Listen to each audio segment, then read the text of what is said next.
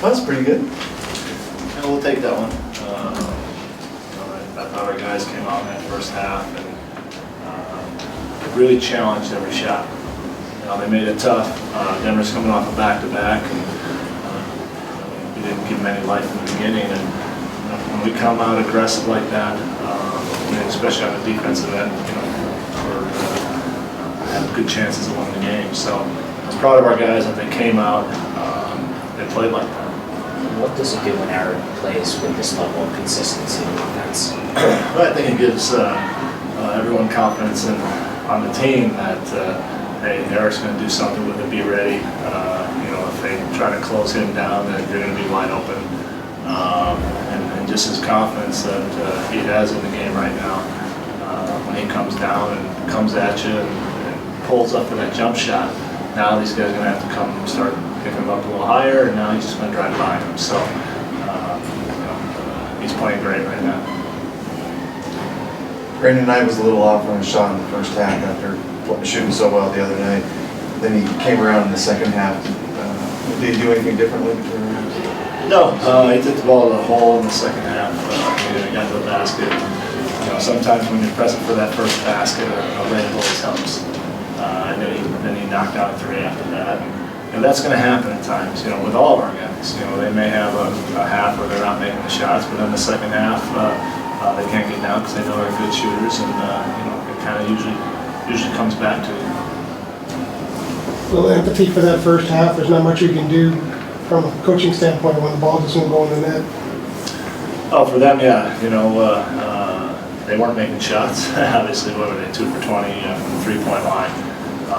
But it's like when we get blown out, usually it's we didn't make shots, but some of that credit's got to go to the defense that was challenging the shots. So again, I thought our guys made it difficult for them to make those shots.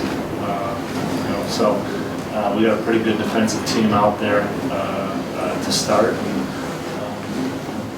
That's how sometimes you put that doubt in teams early in the game, and that helps. I think they had 8 shots in the paint in the first half, so they were pushing them out to shots that they didn't want to take, maybe, or they were settling for stuff because they didn't think they could get it inside. Well, I think our guys did a much better job in help position. That was a big focus in tonight's game, was to be in the lane and not allow them to get the easy rolls to the basket that they got in the preseason.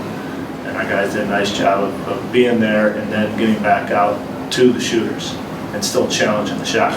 They had the shots, they were open, but our guys closed pretty fast and got their hands up in the challenge position. So that's just effort, and that's what those guys, our guys did that tonight. They gave effort on every play. With Eric, he's been pretty aware of going for 2 for 1s at the end of quarters. When we were at 23, he got mad at PJ for not cutting back door when it was open. Was this a level of attention to detail something you guys push for, or is he going to do it too much? No, he's really, I think maybe in the past, again, when you just start to be a starter and you just start to make your way in this league, you're worried about what you can do.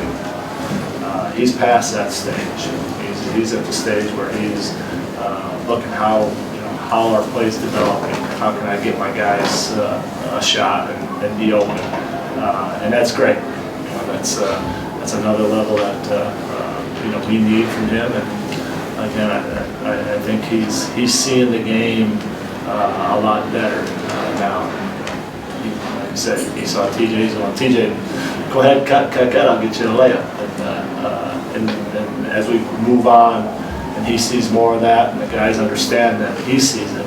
And that I thought that happened a lot last year with Eric. Was that a lot of his turnovers were caused, me being maybe I played a lot of point guard, that you see things develop as the guy with the ball, but those other players aren't moving to those spots that you see would be open. And I thought Eric had some turnovers last year because of that. And that's why I wasn't that concerned about the turnovers, because I thought he saw the game pretty well. And now the guys are getting used to it, and now they're getting to those spots. Your starting lineup's been performing really well this year, and without Markieff Morris and John Miller stepping right in there. But PJ Tucker's numbers have been down across the board overall. He still is providing pretty good defense on the perimeter, and between him and Bledsoe and Chandler, is that setting the tone for the team? Well, again, like I said, we're trying to emphasize the defense more. Just, your shots don't always go down, and so when they don't go down, then you still have a chance to win the game. Maybe you don't make shots most of the game, but if you can keep it close, all of a sudden you get hot, you can pull out some games. And, with Tyson, I think Eric on the ball, Brandon chasing guys, Markeith, that's a pretty good defensive team. If we're doing the things we're supposed to do and getting our help spots, boxing out, doing those little things that we kind of keep track of, we could be a very good defensive team. And PJ's a big part of that because we can put him on a variety of guys.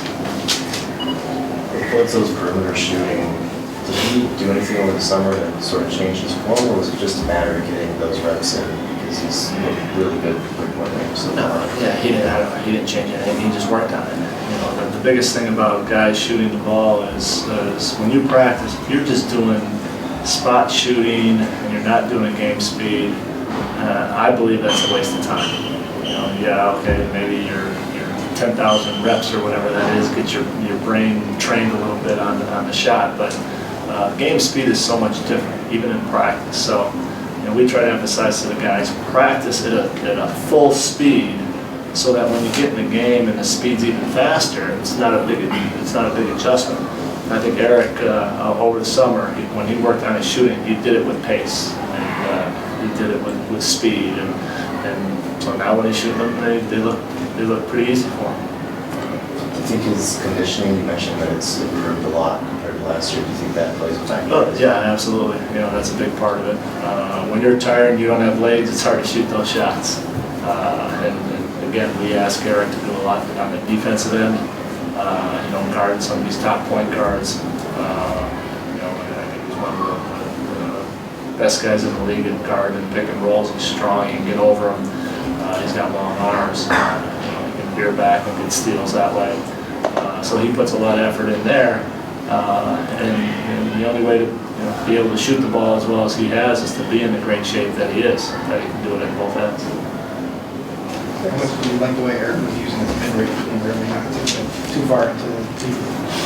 No, it was great. Again, that's when you get in there and you see all this stuff develop, and you can just make the little push shot from 8 or 10 feet. That puts a lot of pressure on teams. Shot blockers can line you up if you come full speed and jump off one leg, and they can kind of time it. But when you can get in the lane and stop and head fake, they don't know when you're going to shoot it, and then you just take the little push shot like you did tonight, and that's another weapon that he's developed and is using. Did you think defense is what created that first quarter record? Excuse me. Yeah. Again, we kept them from scoring. They had 13 points in the first quarter, so that allowed us to get out and get in the open court a little bit. And, I think our guys. It's funny how this game goes when you start getting stops and you get 2, 3, 4 in a row, then all of a sudden you're gearing up even more to stop the next time. They take pride in it. Defensively, again, I think we're good.